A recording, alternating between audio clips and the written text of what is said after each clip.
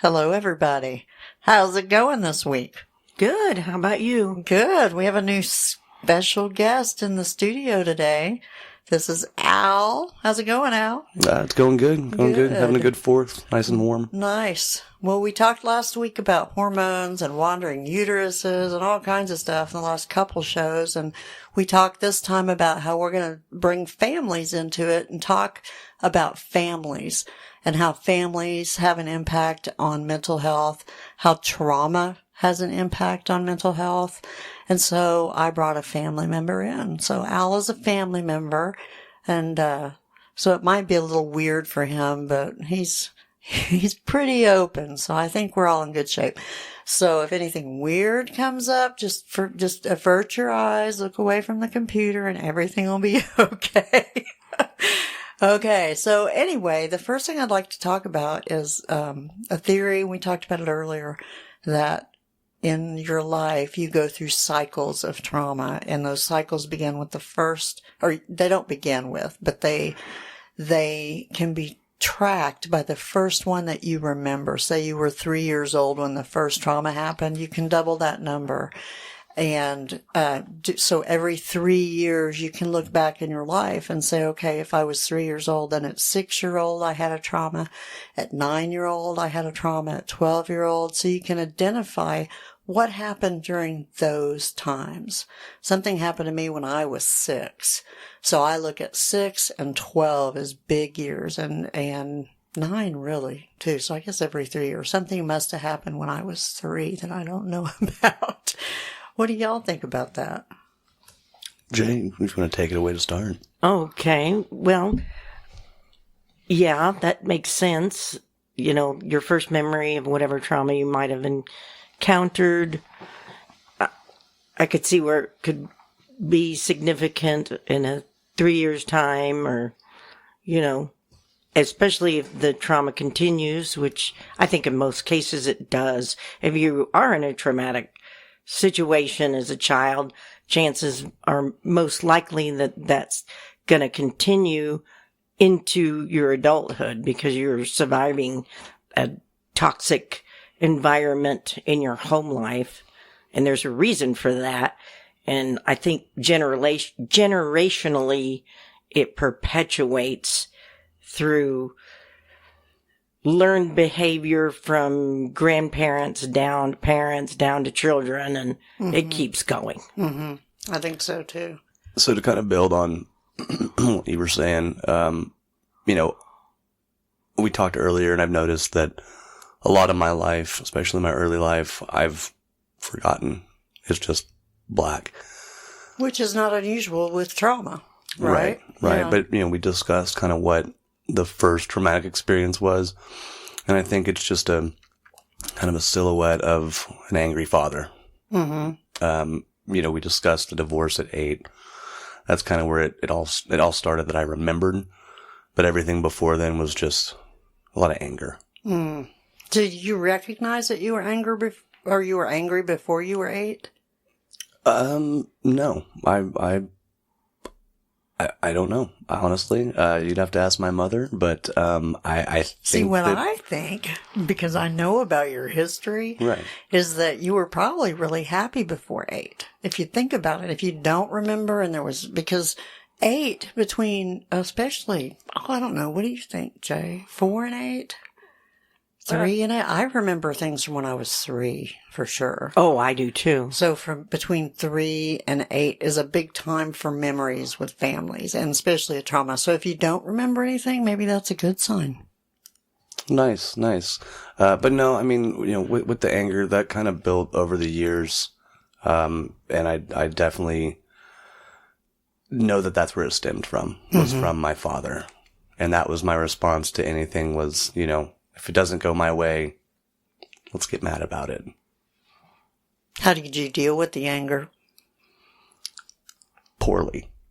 I would say I have mistreated a lot of people in my life. I have punched a few holes in walls. Ouch. Yeah. Luckily never hit a stud. Not a very good stud finder, are right.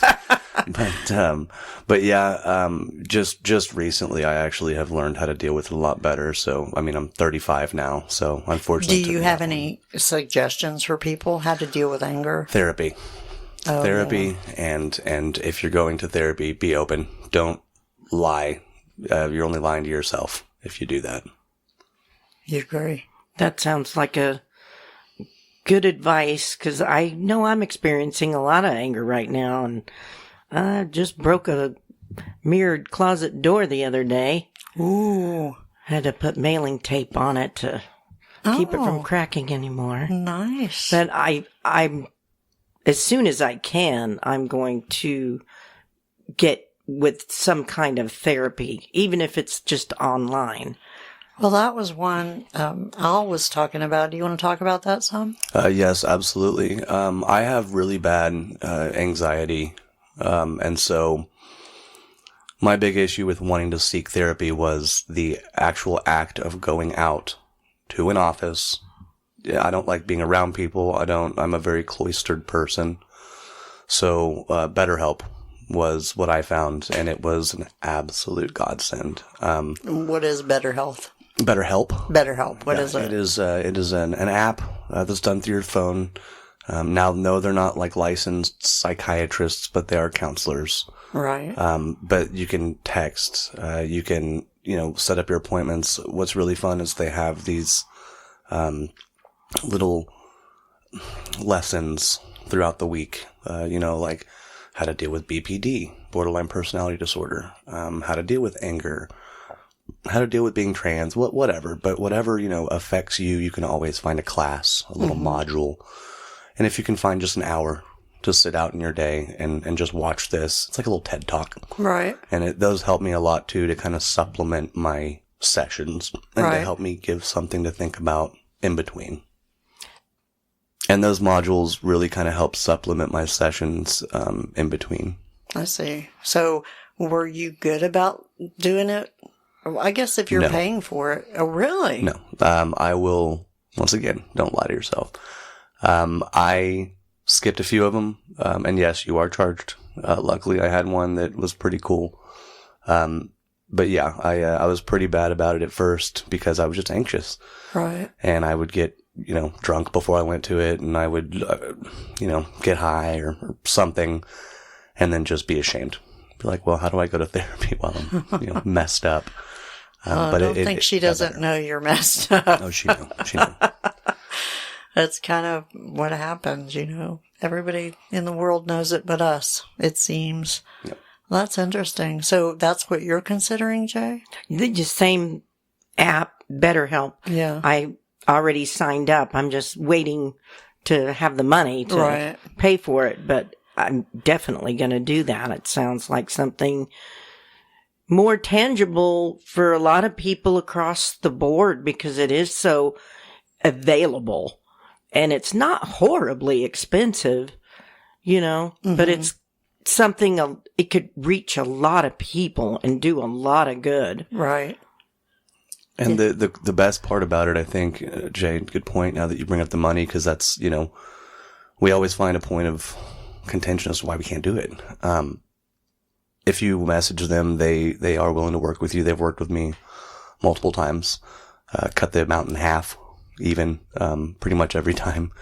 But yeah, the fact that company is always there to help you, it really did go a long way. That's encouraging for me to hear because I'm really looking forward to getting involved with that and being part of that. I think it's a really great thing. And I know that if you do have health insurance, they will take it, I believe. They don't. They do not. No. Oh. That was once I got insurance, I was like, yes. Nope. No. Wow, that's amazing. That is amazing. Well, just FYI, if anybody's going through suicidal ideation or anything, the suicide hotline is 988. If you need help, reach out. I know, Al, have you had situations where you were suicidal? You want to share that? Yes, absolutely. I think the one time that I got closest to succeeding was just taking a bunch of Benadryl, or not Benadryl, it was ibuprofen, Tylenol, Advil, Bayer, Tylenol, yeah. just a bunch of acetaminophen. went to the hospital, got pumped, then ended up spending a week or two or something like that. And St. Anthony's Yeah. Yeah, no shoelace ward. Been there. I think both of us have, haven't we? It's not funny, but, we have to make the best of it. Well, and I still, to be honest, about a year ago, I still caught myself thinking about it. And I think that's the difference. It's thinking about it and recognizing that you're thinking about it. It's okay to think about it. I think it's a normal thing to think about. And I think it's stigmatized to think about it. But it's when you do it or try that kind of, tends to sit differently with you and everyone else. I think being under the influence of drugs and alcohol enhance that ideology of suicide, and it also is false courage and can be dangerous if you are inebriated. You may be so inebriated that you don't know what you're doing. You black out. You don't remember. That's the dangers I went through when I was suicidal, because I was never suicidal sober, ever. Only when I was blackout drunk have I ever thought. There was one incident in my life where I was suicidal sober. Mm-hmm. And that's when I was being held captive by a family member. Right. And we, long story. But that's the only time. And I've healed since then. I think you're right that a lot of people do think about suicide from time to time in one's life. And I think it's better to talk about it and get it out of your soul, right, than to bottle it up and hold it in, so that you can. I think there's something to be said about writing something on a little piece of paper, a negative thought, and lighting it on fire and releasing it to the universe. Oh, I think so. I agree. Well, and that's a good point that you have. As an adult, every time I have had those machinations or thoughts, I'm drunk or I'm high. Kay, the one time I did it when I was a kid, it was, of course I was sober. I was a kid, but I think the reason was bring it back to trauma, and I was helping raise my dying grandfather. And he was going through cancer, lung cancer, and he was stage 4. He was, and there were pumps in his bedroom, and he was bedridden, and you were trying to help. How old was I? You were trying to help your grandma. You were 14, 15. 16. Right around you had 16. A car. Yeah. So it was just a very traumatic thing for a kid to live with death. Right. It was very traumatic, and it was hard.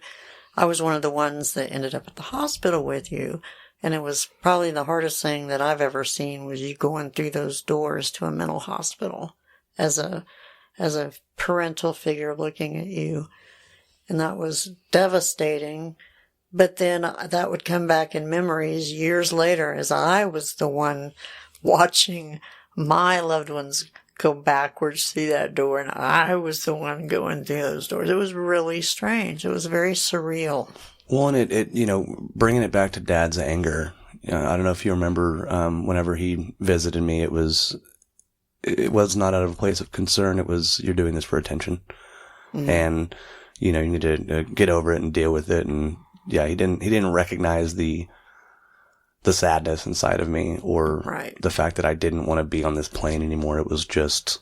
And the first thing they wanted to do was put you on drugs. That was the first thing they did, was send you to a psychiatrist to drug you up. And we couldn't afford it. We did not have the money to do it. We did not have insurance. And it was probably the best thing that ever happened was them not putting you on those drugs. Because what they wanted to put you on probably would have dumbed you down. It wouldn't have been good. So, I don't know. What do you think? Do you think they should have? No. I told you that, I'm on Lexapro now. Thank God. I love it. It definitely balances my anxiety and my depression. but I tried that hydroxyzine stuff, that sedative for severe anxiety. Mm-hmm. It does not made work. Nope. I do not like being out of control of like doing ketamine. I didn't enjoy. Did it make you feel out of control? Yes. Really? Yes, absolutely. I was a zombie. I was so tired. I was so just, yes, I did not. I've told you I woke up peeing in the living room in the middle of the night one time on it, and I stopped. I was like, I'm done with this stuff. Yeah. It cleared my sinuses. That's what it does for me. It doesn't clear my bladder, but definitely your sinuses. Best antihistamine I've ever had. Yeah, it's actually an antihistamine, and they use it for anxiety because it's like a souped up Benadryl. Yeah. Is all that is. And so they're at this time, I think, scrambling for benevolent, if you will, drugs. Let's call it that are not correct drugs. Right. I'm still an advocate for actual anti-anxiety meds because in my experience, when Xanax was a good guy, mm-hmm. if you're a true anxious person, it manifests physically. So anxiety can have your neck would always feel, I felt like my neck was concrete all the way down. My spinal column was just filled with hardened concrete. So if you tell a doctor that, they're going to give you muscle relaxers. Well, they gave me Xanax. Well, the problem with that, though, is it goes back to what you said. They don't want to give you drugs. Yeah, now they don't want to give you drugs. They don't recognize. It's like me. I deal with, neck issues, so I have pain issues. They don't want to give you pain medications for the same reason, but what I find is if you're actually in pain or if you're actually having anxiety, you don't get high. No, I never got high on Xanax. It's not the same. It just took that concrete feeling out of my spinal column. It just took the anxiety away, but no. But no, they won't do it anymore. No high feeling. Right. So let's get into some of that weird trauma that we keep talking about.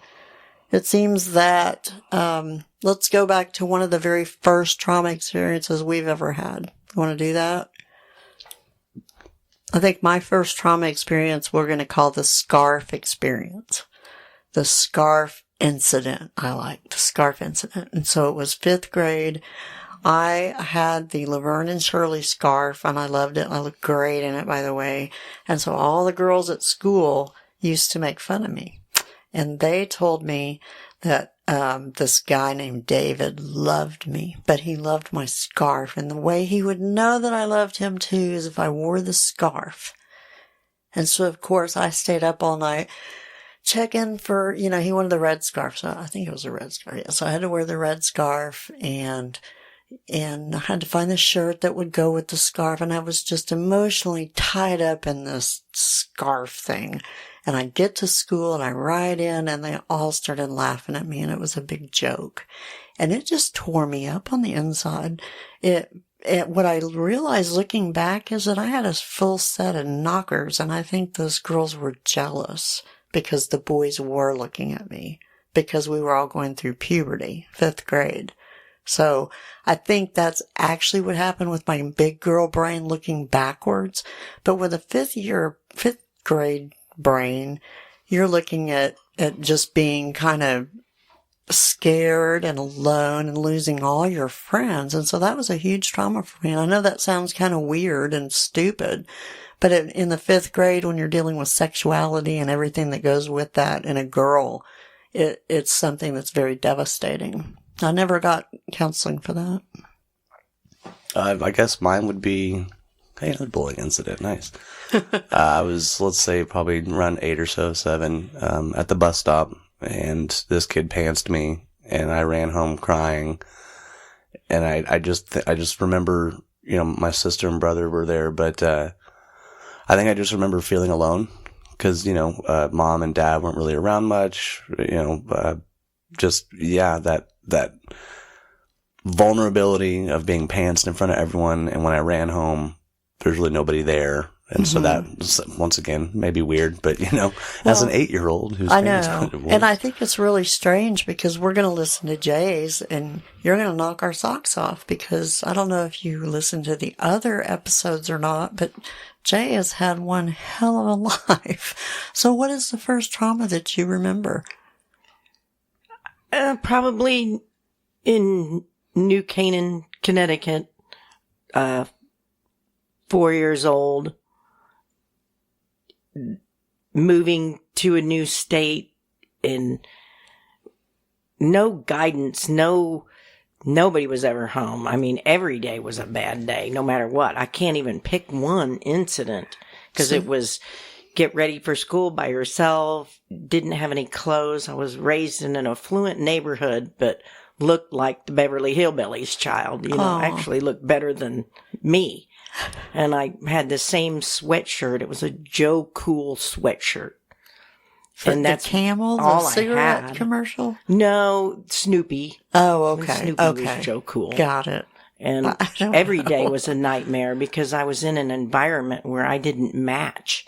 Right. And I would have rather been raised in an environment that would have been consistent with my clothes and appearance. Yeah. Instead of being shunned. Actually, people in the neighborhood thought we were some kind of government project, a trading places, if you will. Really? What happens when you get a dirt bag in a nice, fancy neighborhood, you know? Tune in on Monday. Oh, my God. Yeah, so for me, it was a constant. There was no, I can't pinpoint one incident. I can pinpoint thousands. Well, just for the show, and since we only have a few minutes left, can you pinpoint anything as you grew up, like that had to do with your parents or anything that was a traumatic event? Just an event. Well, there is one. I was with if it wasn't for the kindness and blind ignorance on my neighbor's behalf, I would always go to a friend's house after school where there was some normalcy. Grilled cheese sandwich, glass of milk, and a cookie. Nice. And this friend said, why don't we ever go to your house and play? And I said, well, I don't think you really want to. And I think I'm 8 years old at that time. Probably 8. Yeah. And so she convinced me to go to my house. Well, the first thing we go in there, well, the house smelled like rotten potatoes. It was so filthy. And there was mice, and it was bad. Yeah. And we walk in the front door, and my mom's got all these, no offense, everybody out there who happens to be homosexual or trans. It's okay. But back in 1975, that was pretty crazy. Especially to an 8-year-old. So we just didn't know. And it wasn't prevalent like it is today. So it was unknown. Walk in the house, all these homosexual people are partying, cussing. There was some tall woman wearing a Las Vegas feathered sequenced outfit that went into our guest bathroom and came out a man. I screamed. My friends screamed. We ran out the door crying. And her parents forbade me to ever see her again. Wow. So no more grilled cheese sandwiches, no more cookie, no more glass of milk. Wow. Like when you open up to people, you didn't feel like, Yeah. I know. I'm scary. I'm not normal. I know. And it is. That's the thing, is that you all have to realize that no matter how inane it sounds after it comes out and you compare it to somebody else, it's valid. It's just my scarf thing. Your depantsing thing is nothing near as humiliating and embarrassing as what you went through. It's nothing close, but it's just the same. And that's right. Kind of building on that. One of my exes and we'll talk about her later, one of the people that could have changed my life if I wouldn't have been so angry, said something that still resonates, and that's trauma is not special. That's not to say trauma is not special. That is to say your trauma is just as prevalent or valid as my trauma, as it is with Jay's. Trauma is not special. It is trauma. Right. And that's what it is. I like to say all the pain is the same. It's all very painful. Same, but different. Yeah, exactly. Everyone's got a saying. Mm-hmm. My husband had a saying. He said everybody in the world can take all their problems and throw them up in the air and scramble them around, and then a new problem will drop in your lap, and it's going to be just as bad as the other one. Or worse. I remember him saying that. Yeah. Mm-hmm. Yeah, it's so true. I've told many, many people that because it is so true. And, You just never know what another person is going through. So I think the next one I went through was divorce. And I think divorce is really hard on us all. Was it a relief when you went through divorce, Jay, with all your stuff going on, or was that just as traumatic?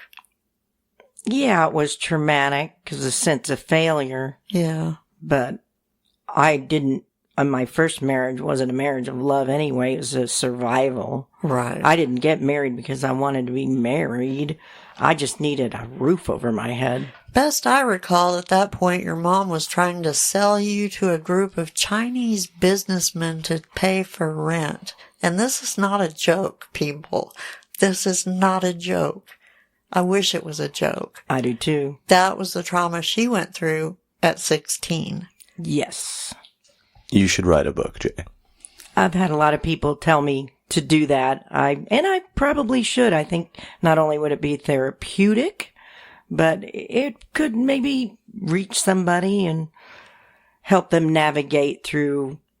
Oh, I think it would be very cathartic for you and very great for other people. I agree. We should do that as a project. Yeah, it would be fun. Hey, all you people out in Mental Chix Land, when you're subscribing to us and liking us, because you really need to do that or we're not going anywhere, then think about this book that we're going to put out in the future, Kay and Jay, and maybe Al will have some stuff in there, and we'll talk about further trauma.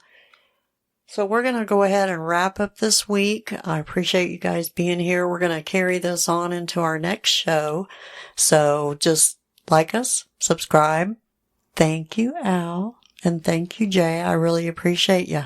Thanks for having us. Pleasure to be here. Bye.